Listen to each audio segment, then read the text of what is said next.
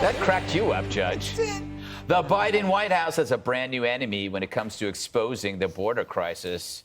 And yeah, he's got better hair than Jesse. It's our very own Bill Melugin. Politico got the scoop that his reporting is, quote, getting under the skin of White House officials and leaving them increasingly frustrated. And why? Because he's actually doing his job and reports on the mess the administration caused. This is something we've seen happen every single day. Del Rio sector extremely hot, averaging more than 700 apprehensions every day in the last week. This is the biggest single group I've ever seen come up to the border. They were opening this gate little by little, and then people would try to cram through and come into the United States. Border Patrol doesn't have enough agents to process these folks. They're completely overwhelmed, and this situation is completely deteriorating. It's essentially a free-for-all. If people can get across the river, they can just walk in. This was a single massive group of about 167 people who crossed, almost all of them single adults. Hundreds upon hundreds of these migrants crossing the Rio Grande in broad daylight. The city of El Paso, which is being inundated by illegal crossings right now. It's no wonder they're irritated. If it wasn't for Melugin and Fox's excellent border team, no one in America would have seen these images Biden's team would rather everyone be in the dark about. The record-shattering 2 million migrant encounters this year so far. But the White House thinks this is all a very new crisis. DHS put out a report laying out what kind of a migration situation that we're dealing with, which is very new. I mentioned Venezuela, I mentioned Nicaragua, I mentioned Cuba. We have seen an increase of about 121% since last year of what's going on with these countries that are fleeing communism. So that has gone up. And if you look at Central America, in the last 3 months, we have seen a decrease of about 43%. So we are in a different kind of migration component right now. All right, Jesse, I want to talk about our very own Bill Melugin. Not only does he have better hair than you, but it's his own hair. Oh, Greg, again, that's slander, and I will be speaking to my lawyer. The Politico article said there is a doozy at the border. I love how now a doozy is like lingo for a reporter that annoys Democrats. Like, oh, see the guy in the back? Reuters, he's a real doozy. And so, right. So we have our own very stupid son of a bitch down at the border now, too, which is great. So the White House says there's an alarmist quality to his reporting. So Biden lets in a record amount of illegals, record amount of fentanyl, record amount of people on the terror watch list. But they're like, don't be alarmed by this. The border's secure. They're not alarmed by any of that. They're alarmed that someone else is alarmed. Right. So then they say they're upset because our border doozy uses drones.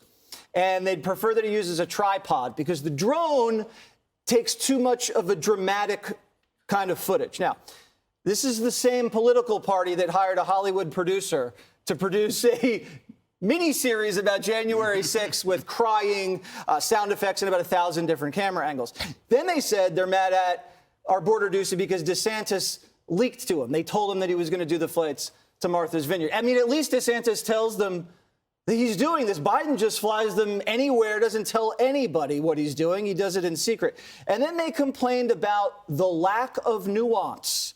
They're saying that he focuses too much on the number of the migrants and instead of explaining the root causes of the situation. Now, I've heard the border doozy explain the root causes, and he says the root causes are coming from the White House. They decimated all the Trump border policies. They'd stopped building the border wall, and they've encouraged them to come over, and they're giving them free bus passes and free plane tickets. The bottom line is this. There's only one reporter on the border. Mm-hmm. Yep. They don't want even one. Yep. That's what they don't want. That's a great point. Although border doozy just sounds like something disgusting you find when there's no bathroom around. Judge, you know what's interesting? They're calling him irritating, but remember, we used to feel that Jim Acosta was irritating, but his irritating was obnoxiously ideological, where this is just a guy who's just reporting on things. Yeah, all of a sudden, the facts and the truth are not what they're concerned about. They really think, Karine Jean-Pierre says, I don't know why we would reach out to them. They don't want a solution.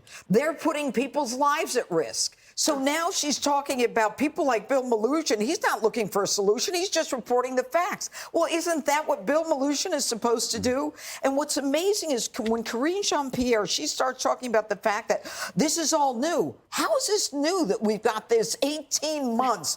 We've been watching these individuals from Cuba, Nicaragua, and Venezuela. And you know what's amazing? Today, I think it was Ned Price who was on the channel, and he was talking about all the successful efforts they've made to try to resolve the crisis. And he talks about the summit that they had of the Western Hemisphere this past summer to deal with these issues. And guess who wasn't invited? Cuba, Nicaragua, and Venezuela. I mean, they don't even talk to them, let alone try to figure out how to resolve the issue. And you know what? They want to put the burden on Bill Melugin to decide what are the root causes. Isn't that supposed to be Kamala's job? He's doing a better job than Kamala. He is. He is. He should be the vice president. At least he shows up every day. Yeah, that's true. That's true. And he doesn't have an annoying laugh. Harold, it seems to me that whenever a problem is illustrated, it's either called a stunt or an irritation. What do you think? Well, I think everything that's been said is right here. Bill Melugin should be applauded for what he's doing. You only criticize, and Dana has a much more informed perspective on this, but politicians who criticize the press should only be critical. It should say there's only credibility behind the criticism if you're saying you're not telling the whole story. There's a part of the story I'd like for you guys to uncover. Here's some additional information. There's no additional information here. We have a national security crisis at our border. I do wish that instead of directing anger at reporters, and every president has a reporter or a couple of reporters they don't like because oftentimes they're asking questions that are irritating. And if you would just answer the question, maybe the question would indeed go away. But we don't have a policy at our border, and we need one. It's a national security threat, and we ought to treat it as that. I've said before, I believe we should build a wall. I believe we should invest in that hemisphere. I believe we should have a streamlined asylum process to make it where everyone coming here doesn't believe they're going to get in just because they have a story that is horrifying and gut-wrenching. We need to have a transparent immigration system that spells out for every migrant or immigrant that comes here how you achieve legal citizenship. Think about the people who waited 5, 7, 10, 15 years to get in the country, did it legally. Watching this, it's an affront to them, it's an affront to the country, affront to our values, and there's no policy that anyone can articulate.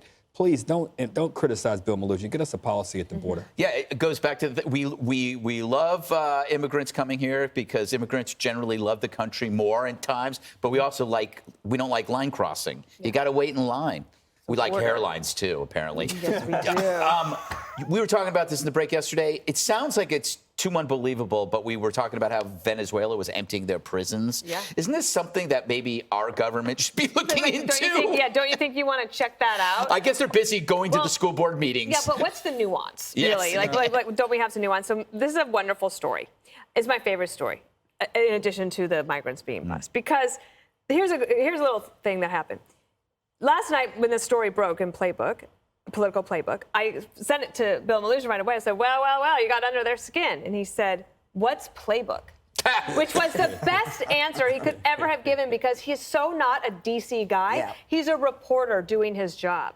And, along with Griff Jenkins, Casey Stegall, Matt Finn, Alexis McAdams, amongst others, all they're doing is making the White House look like Baghdad Bob. They're out there saying the border is secure, the border is secure, the border is secure. In the meantime, it's like, we're just showing you the pictures. Every single morning, Hemmer and I laugh.